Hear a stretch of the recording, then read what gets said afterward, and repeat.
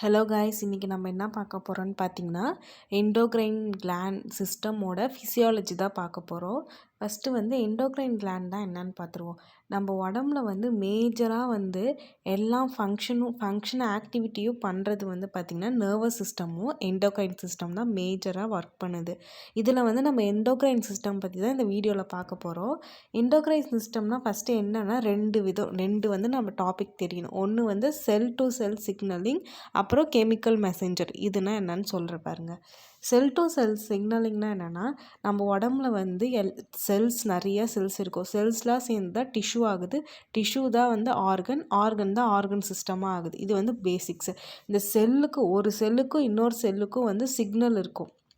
எப்படின்னு பார்த்தீங்கன்னா அதை தான் செல் சிக்னலிங் சொல்கிறாங்க. இல்லைனா இன்ட்ரா செல்லுலர் கனெக்ஷன் அப்படின்னு சொல்கிறோம்.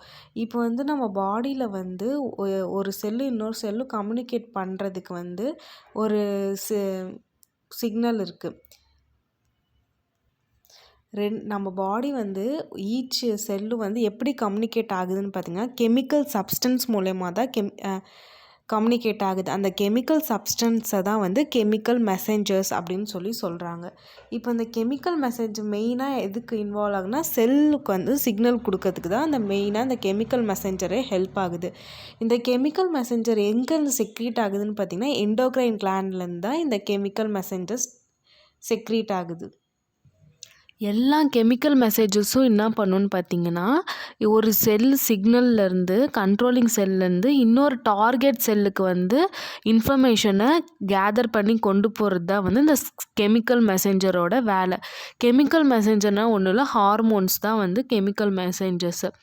இப்போ இந்த கெமிக்கல் மெசேஞ்சர் பார்த்திங்கன்னா 2 விதமாக 2 டைப்ஸ் இருக்குது.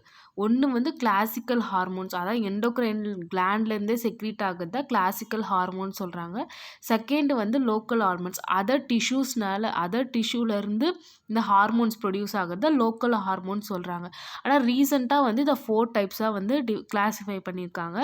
என்னன்னு பார்த்தீங்கன்னா எண்டோக்ரைன் மெசேஞ்சர்ஸ், பேராக்ரைன், ஆட்டோக்ரைன், நியூரோக்ரைன். இந்த எண்டோக்ரைன் மெசேஞ்சர்ஸ்னால் என்னென்னு பார்த்தீங்கன்னா அதுதான் கிளாசிக்கல் ஹார்மோன் சொல்கிறாங்க. அது என்னென்னா எண்டோக்ரைன் கிளாண்ட்லேயே அந்த கெமிக்கல் மெசேஞ்சர் செக்ரீட் ஆகுது, அதாவது ஹார்மோன்ஸ் செக்ரீட் ஆகுது.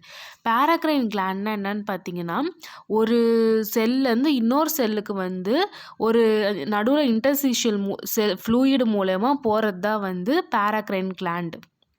அடுத்து ஆட்டோக்ரைன் கிளாண்ட்னா அந்த செல்லுள்ளே அதோட டார்கெட் செல் இருக்குது. அதாவது கண்ட்ரோல் செல்ஸும் ஒரே இடம், டார்கெட்டும் ஒரே இடம். அதுதான் ஆட்டோக்ரைன்.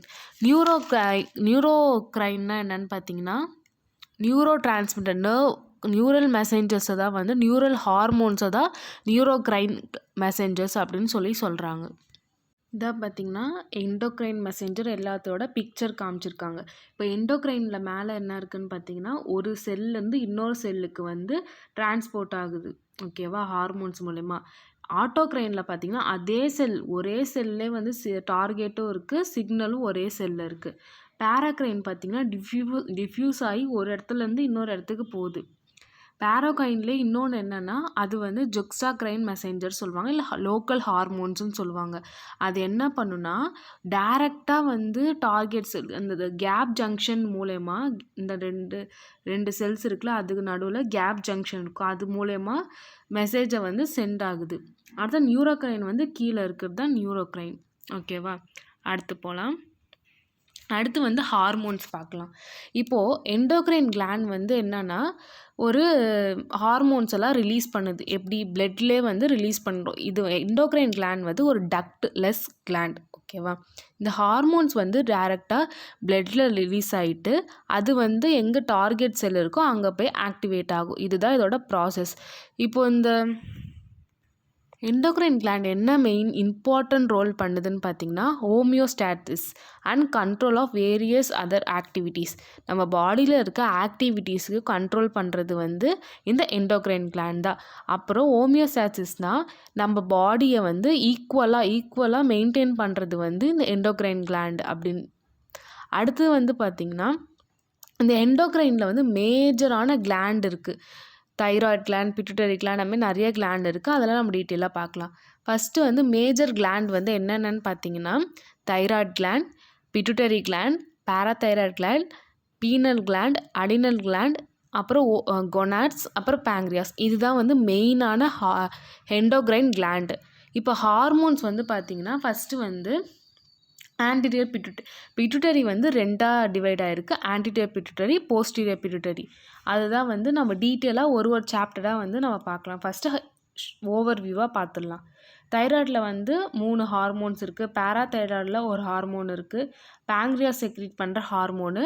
அப்புறம் அடினல் கார்டெக்ஸ் வந்து மினரல் கார்டிகால், குளுக்கோகார்டிகால், செக்ஸ் ஹார்மோன்ஸ் இருக்குது. அப்புறம் அடினல் மெடுலாவில் ஹார்மோன்ஸ் இருக்குது. இதுதான் வந்து எண்டோக்ரைன் கிளாண்டு, அதோட ஹார்மோன் செக்ரீட் பண்ணுற ஹார்மோன்ஸு. அடுத்து வந்து பார்த்திங்கன்னா கொனாட்ஸில் வந்து என்ன செக்ரீட் ஆகுதுன்னா டெஸ்டிஸ், ஓவரிஸ்லேருந்து ஹார்மோன்ஸ் கொடுத்துருக்காங்க. அடுத்தது வந்து பீனல் கிளாண்ட்லேருந்து மெலட்டோனின், தைமஸ்லேருந்து தைமோசின், தைமின், கிட்னியில் இருக்குது. அப்புறம் ஹார்ட்டு, பிளாசென்டா. இதெல்லாம் வந்து நம்ம டீட்டெயிலாக வந்து அடுத்த வீடியோவில் பார்க்கலாம். இண்டிவிஜுவல் பிட்யூட்டரி கிளாண்ட் பற்றி, அப்புறம் தைராய்ட் கிளாண்ட் இண்டிவிஜுவலாக பார்க்கலாம். இது வந்து ஒரு outer view of endocrine gland. Endocrine கிளாண்ட்னா என்னன்னு அப்படின்னு ஒரு பேசிக்கோட கான்செப்ட் தான் வந்து இந்த வீடியோவில் நான் சொல்லியிருக்கேன். புரியலனா வந்து கமெண்டில் மென்ஷன் பண்ணுங்கள். தேங்க்யூ.